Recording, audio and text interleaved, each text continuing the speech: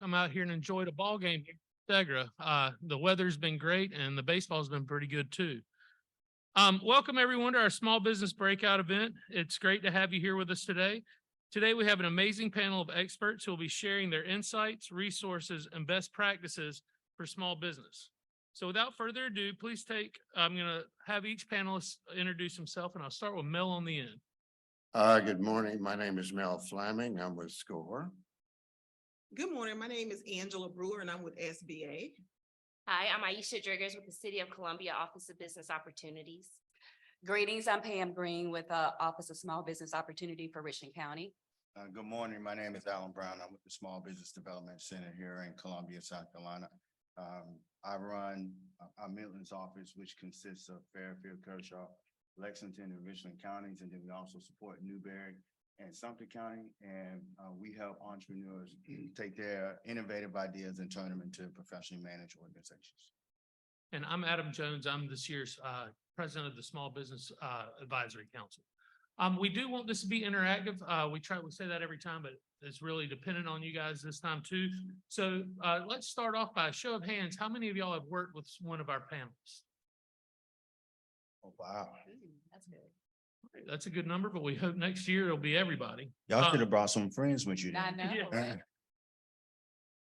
Okay, so let's jump right in. And we'll just go down these again.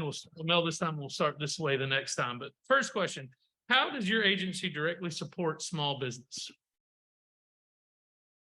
Me? Mel. Oh, hi. We're SCORE is a partner to the SBA.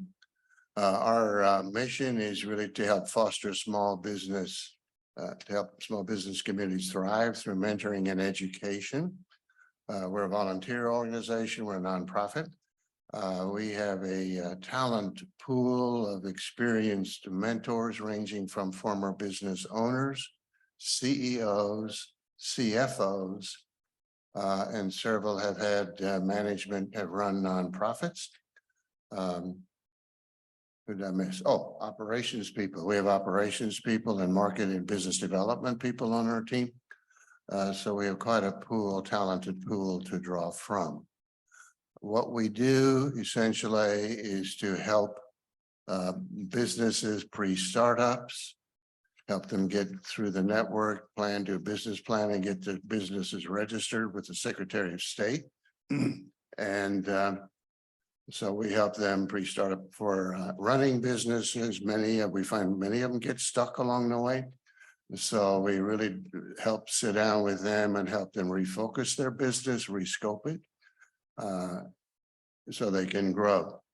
I did say nonprofit, for-profit. We also mentor people who have yet to make a profit. We get quite a few of those, and we try to help them as well. One of the things that we're learning in that community is that it's very helpful to really zero down and develop a business plan that's bare bones, a starting business plan. We like to use a lean canvas business model. We couple that with a cash flow modeling, so there's two sides of a business plan. We find that process to be very sustainable and scalable. And when you put those pieces together, we find that to be quite effective. Excuse me. In summary, someone mentioned to me a while back that a guy whom I've never met called Ben Franklin commented that if you fail to plan, you're planning to fail.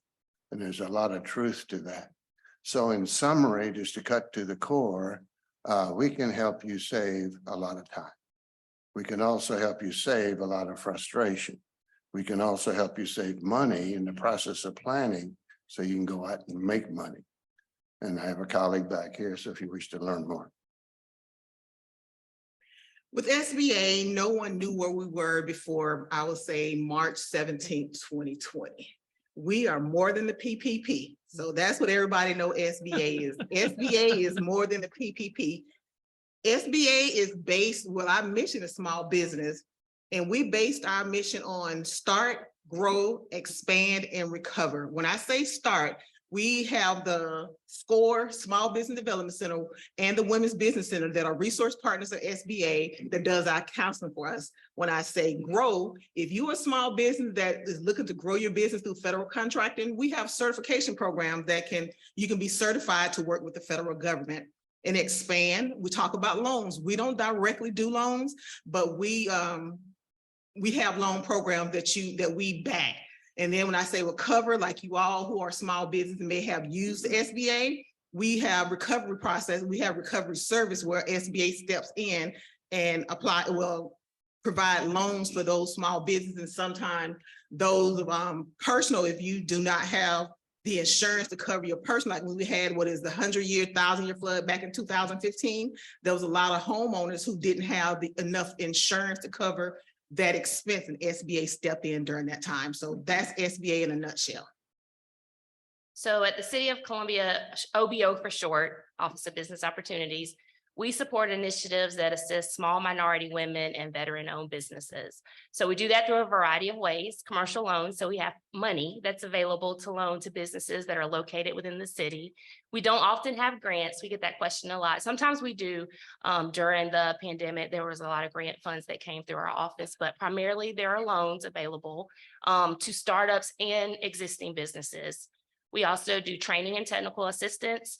We have lots of training opportunities. We have our upcoming Small Business Week conference next Friday and have flyers at my table if anyone is interested in attending that. We partner with SBA to do their award ceremony and matchmaking as well. Many of our community partners that are here today will be at that event as well. So we do training and technical assistance. And then we also have supplier diversity programs. And really the intent of that is to make sure our procurement opportunities reflect the diversity of our city. So we'll put goals on specific projects. A lot of our construction projects, the city spends millions of dollars in construction projects, including professional service. So there's engineering opportunities as well. And we just look for opportunities to partner with our vendors. I know we have a caterer here that we partnered with. So there's lots of creative ways to see how the city can utilize your services. So obviously with Richland County, we are the Office of Small Business Opportunity, which is OSBO, which stands for OSBO. Sometimes we're confused with OBO, though we work a lot and collaborate a lot on different in different areas. But the mission of the office, we provide a race and gender neutral tool for the county to use in its contracting. So pretty much the purpose of our office is to advocate for small businesses, to make sure that they're able to compete both locally and also on a more global perspective. So we have an opportunity to work with SBDC, SBA, just making sure that all of our small businesses understand what's required from state, local, and federal levels. We work with that piece. One of the things to think about for our office is we have an SLBE program. And I know we hear a lot of acronyms. SLBE stands for Small Local Business Enterprise. So we work a lot with the Richland County businesses to certify them. We certify them in, I believe it's 6 different areas. So we are looking for engineers, architects, professional services, non-professional services, construction, and then of course, commodities or kind of the wholesale market. So we certify in those areas, and something to think about for those areas. I know we have a couple of our SLBEs that are in the room, but we look at thresholds in certifying those businesses. And the great thing about our office is there are probably about 28 different departments within Richland County. Everyone procures something. We do work a lot with our transportation folks because they're in the suite with us. And a lot of people are, we're known for the penny tax and all of that. But we work with them to make sure that those that we're certifying in our database are able to participate in the contracting piece with the county. So we are advocating for that. But I also stated that we work with all businesses because we do offer workshops, we do offer technical trainings, and those are not specific just to Richland County businesses. They are for all businesses to participate. The other piece of us deals with resources and connections, which is what you see before you today, is making sure you get connected with the right folks. Once we leave kind of the county perspectives of making sure we can do a great handoff. Some of you may ask, what if I'm not an SLBE or I don't qualify as an SLBE, but we're always looking for vendors to be a part of the vendor pool for the county as a whole. So we definitely advocate for that every time that we're out for those businesses that may be too large for the certification piece. We also have an upcoming workshop on April 29th that deals with financials. It will be April 29th from 10 to 3. It'll be at the Decker Center, which is 2500 Decker Boulevard, and it will be facilitated by Chuck Whipple. And this is kind of an encore workshop for our small businesses because it is a true deep dive into every aspect of your financials, from income statements to balance sheet to cash flow, to understand the difference between cash flow and profit. And he breaks all that down. So anyone that's interested, if you are not a part of our distribution, please see us. We do have a table in the back. We would like to get you registered for the class. I promise you that you will take away some great nuggets or takeaways as far as your business and things that you could potentially do differently. I'm planning on attending that class and I do that work every day. Chuck Whipple is a great resource in the community. So as stated, my name is Alan Brown. I'm with the Small Business Development Center. I do want to take a moment and thank the Chamber, Naomi and Susan and everyone at the Chamber for having us come today. At the SBDC, we focus our efforts in support of small businesses in 3 areas: education, consulting, and resources. Similar to what my colleagues have already addressed today, as it relates to education, we have webinars and seminars all across the state that you can attend related to every subject that you can think about and that would help you understand what a small business is, understand how to grow it, how to expand it. Most recently, one of the sessions we had was a needs assessment survey this past Friday, where we had Dr. Joy Von Essen from the Division of Research from the University of South Carolina talk about the economic outlook for small businesses. And one of the things that he mentioned that I thought was really important is that wage increase is here to stay, right? So for all you entrepreneurs who are looking to hire employees or currently have employees, you need to really think about how you're going to provide a more equitable work environment as it relates to how you pay your employees and what that compensation package looks like. Because wages, they're expecting higher wages, and you probably know that already. And so, if you're interested in getting a copy of the assessment, my business card is at the table back there. Grab it, shoot me an email, and I can forward it to you. But it's a really good assessment. As it relates to consulting or one-on-one coaching, we help small businesses start, and when I say start, I mean form and launch. It's easy to start a business, right? You can pay $110 to the Secretary of State, get your EIN, and now you're technically in business, right? But launching a business, launching a successful, sustainable business is critical. And so in that area, what we really help you to do, we really help you to focus on your customers. Like Mel mentioned, and he and I and other members of SCORE, we often work together to support an entrepreneur. We believe it takes a village to raise a good, successful entrepreneur. And so we'll collaborate on in support of entrepreneurs, but we use a lean canvas as well, because it helps you really dial down and figure out who your customers are and what you plan what solutions you plan to offer them based on the needs that they have. In doing that, we're really helping you to focus on what I call the 4 Ps, and that's people, profits, performance, and processes, right? Because we don't want you just to start a business. We want you to grow it and create jobs in the community. And so by helping you to focus on those 4 Ps, help you establish your infrastructure, we believe we're providing future economic impact to our community.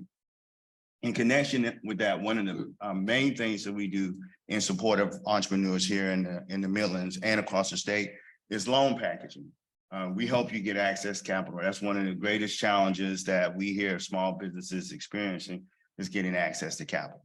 And so we help you do that. My background is a commercial lender. I've worked with formerly South Carolina Community Bank.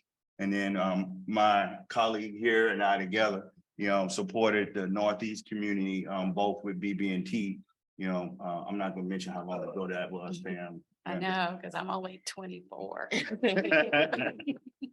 And, in that regard, I went back and pulled some numbers just to get an idea of what type of impact we've had over the past 4 years since I've been at the organization, you know, and so last year we helped entrepreneurs get over $15 million in capital. That's a lot of money when you think about, you know, we're serving primarily small businesses that have 25 employees and less. The bulk of our small businesses have 5 employees and less, right? So $15 million. In the past 4 years in total, we've helped small businesses get over $26 million in capital. $16 million of that is in loans. So you notice I separated, pooled capital. I said $26 million in capital, but $16 million in loans, because there are other forms of funding.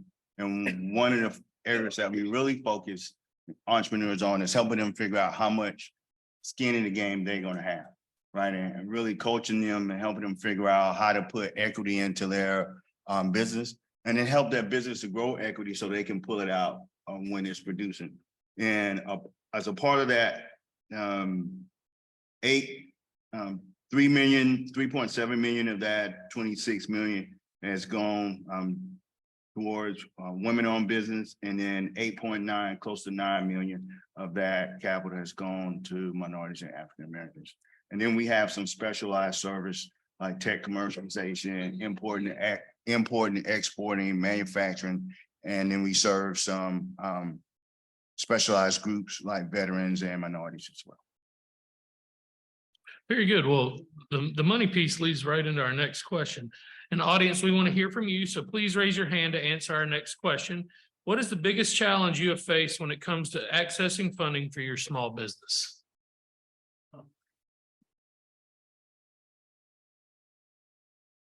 Y'all haven't faced any challenges? There's a hand over here. Yeah.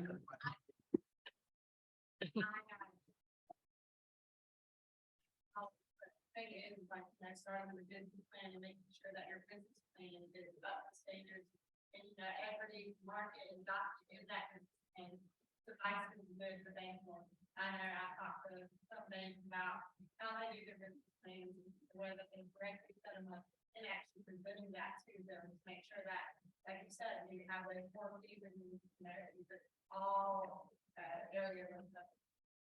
That's one thing that I really struggle with, is like, you know, sitting down and, you know, frankly, running up to 2%.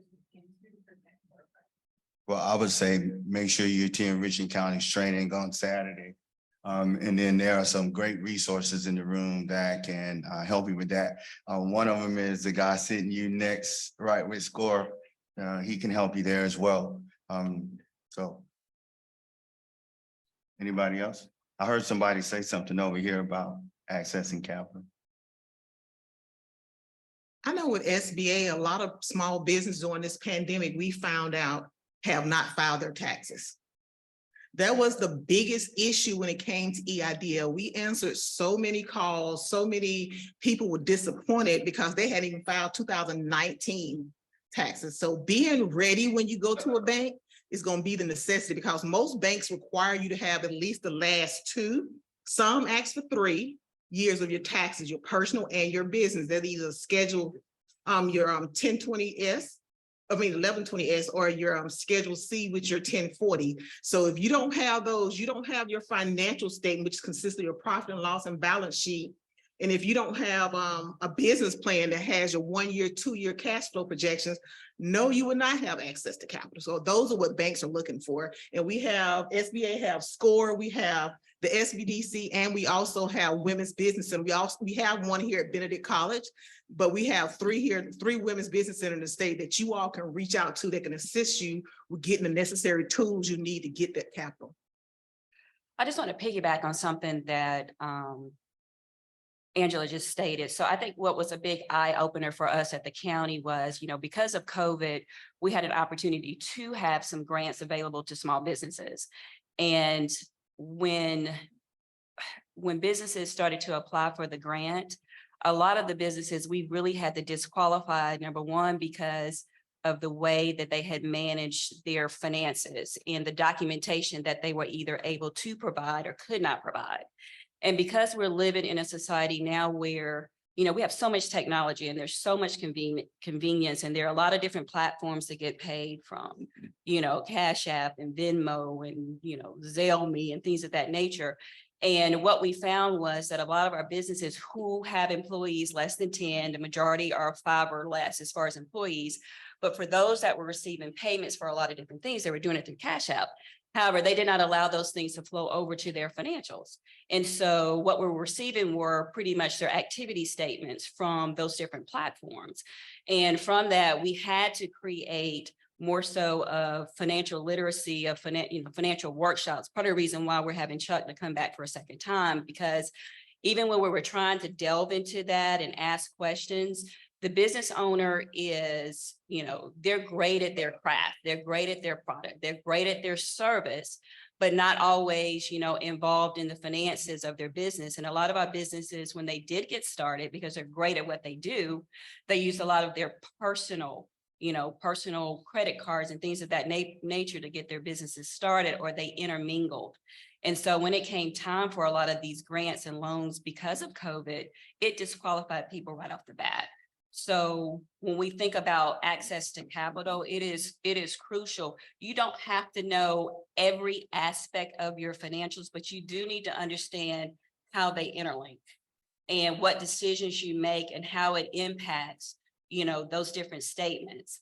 I said earlier about profit versus, you know, cash flow. A lot of people use those things interchangeably, but there is a difference. And it is a make or break for the success and sustainability of a business. So financials is always a piece that I feel as though as business owners, we do need to make sure that we have a decent grasp on. And if it's not, you know, your interest or your core, you make sure you hire the right people that can help you make sure that you're kind of checking the block on the things that you need to from a finance standpoint. Yeah, during the height of COVID, you know, on average, our consultants were working 70 hours a week to help small businesses get access to the PPP, the EIDL, the Restaurant Revitalization Fund. Y'all probably forgot about that one, didn't you? There are a lot of other programs that were created during that period to help small businesses survive.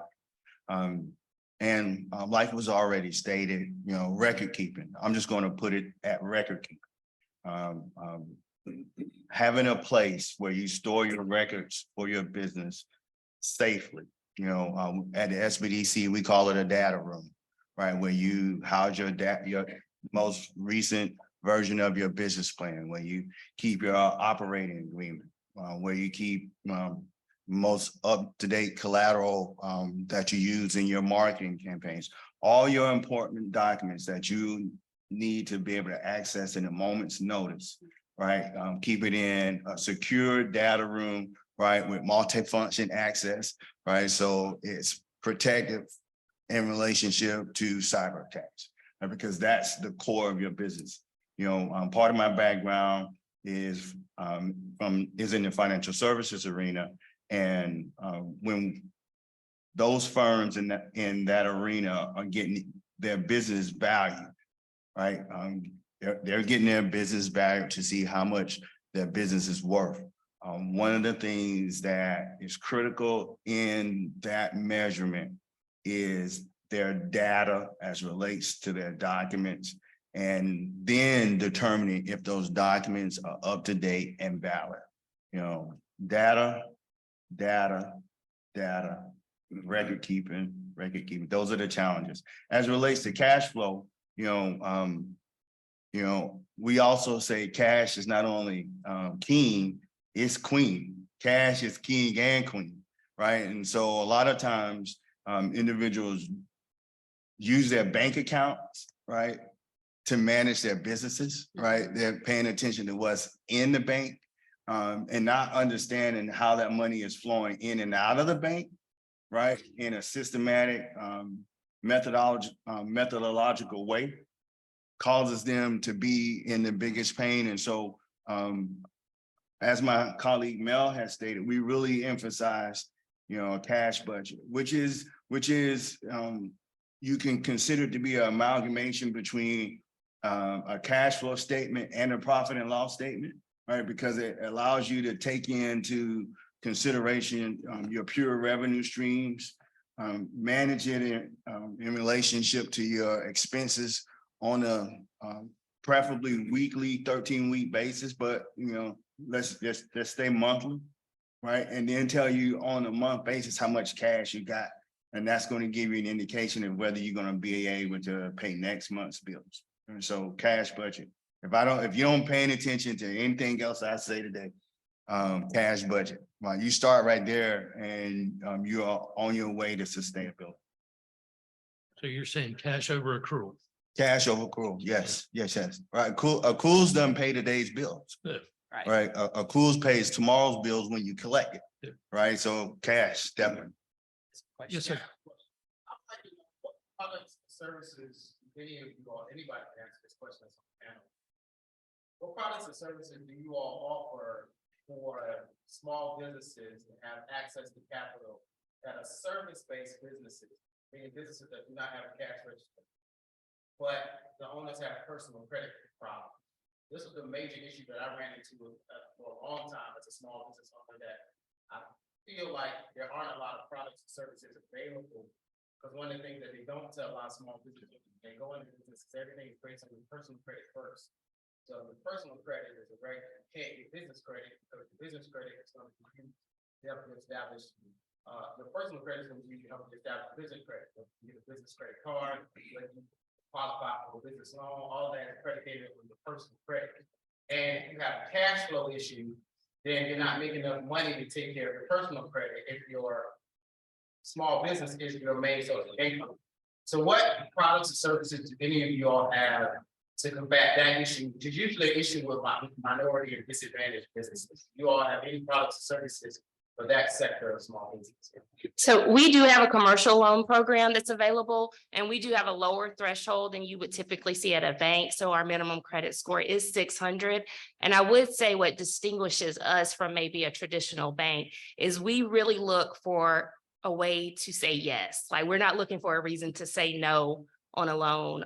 We do need to assess risk, of course, because we have commercial revolving loan funds. As those funds are paid back, then we can put them back out into the community. So that's a resource. And if someone is not quite at that 600, then maybe we can see how we can work with them so that they can increase their credit score. In addition to that, our loan interest rate is 1% below whatever prime is. So that's also a difference than what you would find at a bank, where it might go 1, 2, 3% above prime, which is really important right now as interest rates continue to increase. Those loans are limited to the City of Columbia businesses, but we do have some relationships with some partner lenders that may be able to provide assistance. So that's one resource we have, because we do know that credit is a barrier for some of our smaller firms to access. If I may, for you, so I'll say, coming to events like this and finding out what resources are available in the community, because there's something that each one of the agencies that's represented here can do to help you. I think the biggest thing is being intentional. You gave the answer in your question, right? Understanding that personal credit plays a big factor early on in the process of starting a business, right? So if you even thinking about starting a business today, right, go ahead and start working on your personal credit. See what it is, right? What are the challenges that you're having? And then, start setting some money away. I mean, that's the biggest thing I would tell you to do as being prepared, is start figuring out how much money you can contribute to your personal success, so that your business can have a better probability of succeeding long term. And as it relates to other products, a product that there seems to be a lack of understanding around in the marketplace that has helped a lot of clients, accelerate their cash flow is factoring, right? And I push factoring like this. If you have an accrual-based business, right, where you're waiting for people to pay you, and you don't have a systematic way of following up with the people who owe you money, right? They got their money, your money in their pockets, right? having someone on your team that understands that methodology and the process to do that can be valuable. Because one of the things that you have to fight is time, right? Time is the enemy. You need to be urgent in how you go about collecting your receivables. In the Minority Business Accelerator Program, the facilitator of that program, his name is Wendell. And in that course, he talks about, when you spend money, you need to make sure that every dollar you spend brings back cousins. And we want you to spend the money and have it come back with cousins, but we also want you to have the cousins come to the family cookout quickly, right? We want them to come back to you quickly with not a whole lot of time to waste. And so, right, anything or any products that you find that can help you accelerate your cash flow, I think are worth looking at. And then through the resources that in the community, if you don't really understand them, reach out. I don't know if we've mentioned this yet, but the services that we all offer at no cost to you. Sometimes the webinars that we offer could be a minimum cost, but you can get access to us at no cost. I just want to add something real quickly, but go ahead, because you had your hand up. Mhm. What do you suggest building a business account with cash on demo? I use that a lot for my clients, and what I do is I still put it in my business, and as an income. Right. So. And that's fine. And I'll speak to two things. So with the different payment platforms, last year we did create a workshop around that, which was Cash App Me the Right Way. And what we did was we had a person that was very familiar with all the platforms, understood the convenience of all that, how the activity, the transactions and all that. But then we also had a CPA, an accountant, a part of the workshop to say, okay, here I am making the money. How does this need to flow over, and how does it need to flow over correctly? One thing I will suggest is that particular workshop is out on Richland County YouTube. And there were a lot of great nuggets from someone that uses those platforms on a regular basis. And then you had the CPA to talk about, okay, what do you need to do? What does it really need to flow? How do you need to track it outside of the transactional piece of those payment pieces? That answer the question? Okay. I wanted to speak to the gentleman that talked about the credit piece and, with the business and using your personal thing. You don't know what you don't know until you're in it. And what happens a lot of times, I go back to, you're great at your service or product that you can provide, and you're going to do anything to start that business that could potentially be detrimental to you down the road because you've used all your personal resources. So any arena, any workshop that's talking about startups, innovation and things of that nature, you need to be a part of to understand what the pieces are. From our office, we do have partnerships with lenders to help some of those businesses that have, or owners that have kind of jeopardized their credit, and ways to try to work out of those situations and what it's going to take to work out of those situations to position themselves for growth and expansion. There's also a program, and the name escapes me right now, that also talks to business owners about the personal impacts and ways that you can reverse what has happened if you are a business owner. And I can get you that information as well. But I say this especially to a lot of minority owned businesses. You don't know until you're in it. So it's trying to get in front of, okay, where do I need to be? So anytime, I would sign up for all of our, make sure we're on a distribution for anything that we're doing, because we're all connected. And so any workshops that you may see that's related to business and finances is to be a part of it so that you can kind of get the education and knowledge. And to answer your question, SBA have 4 loan programs, but for new startup business or business that have challenging credit, we have the micro loan. It's from $500 to $50,000. And how our micro loan, we have 2 top micro lenders in the state. We have Community Works Bank that's located in Greenville, and we have Climb, like Climbing the Ladder. Climb Fund is located in Charleston, and both of those banks cover the entire state. And how they work, if you haven't challenging credit or you don't have what you need in order to get the loan, they will work with you. And like I had to tell people during this pandemic, the loan is not a payday loan. It's not going to happen overnight, whether you have great credit or not.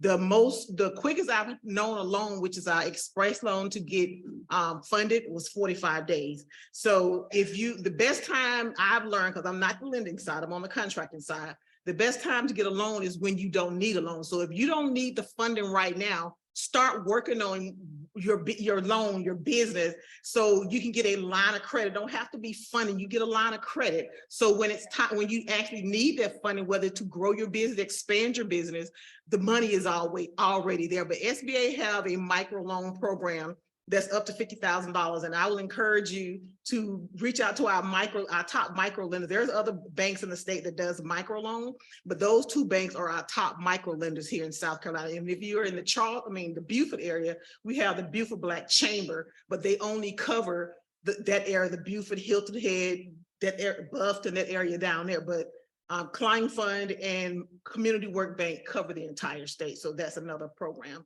But we do have 4 programs for loans. And I'll say, to reiterate what Ayesha Driggers with the City of Columbia has said, there's no good as that's the best product I've seen, right? So if you live in this, if you operate your business in the City of Columbia, you need to take a look at that product.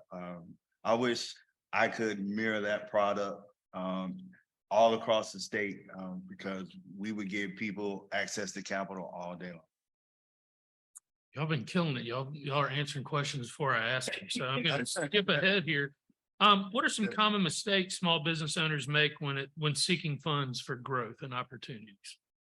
I mean, not knowing what they don't know, and so from there not tapping into the resources in the community.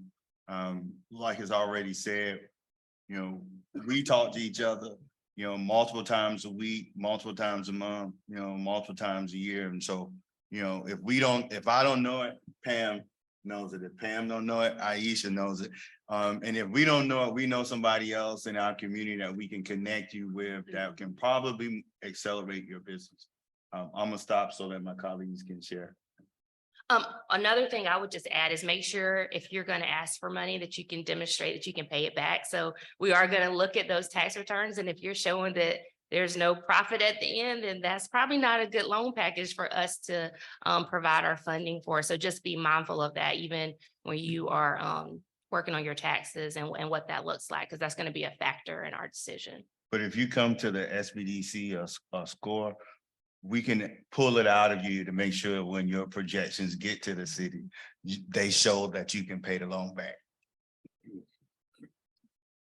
Okay, well, we've talked about some sad things. We'll go down the panel one more You time. got a question? Oh, I'm sorry. We got a question. Yes, sir.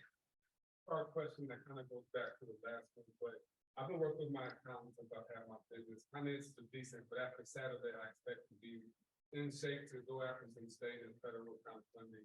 How much time should I expect it to take for me to get my business right to a place where when I show up, y'all not looking at me sideways, but y'all know I'm coming correct? And the other part of that would be, I feel like I'm kind of torn. If I needed funding, it would be more so because people are taking too long to pay me. But I find it interesting, should I look for a loan or a line of credit, or should I focus on getting my minority business certification and becoming a vendor with Sam and these other locations that are going to bring me the money instead of having to go get the money and have to pay it back? I've got contracts coming in. Like, how would you balance that? And in the first part, how much time should I expect to get my financials in order before I come? I'm gonna address the second one. Congratulations, welcome to entrepreneurship. Yeah. I mean, I can't tell you which one you need to do first, right? It's based on the prioritization of things, what's most important to you. After looking at your data, we can have a conversation and we can help you kind of go through the prioritization process. But it really depends on where you are in the life cycle of your business, where you are in the contracting, right, procurement process, and how much cash you got in the bank. Right, if you got 90, 20, 100 days cash in the bank and you can, get through that period, right, then it may make sense to do some of those other things. Yeah, But if you don't know when your next dollar is coming and if it's coming back with cousins, that's where I would tell you to spend your time. From how long it takes, right? It really depends on the other things that we've been talking about as it relates to when you come for the request. One of the reasons we talk about having a cash budget and being able to see ahead of the curve, right, is so that you can do exactly what Angela says and know when you need cash and be able to go to the bank and start having that conversation but ahead of time. As a commercial lender, we don't move fast.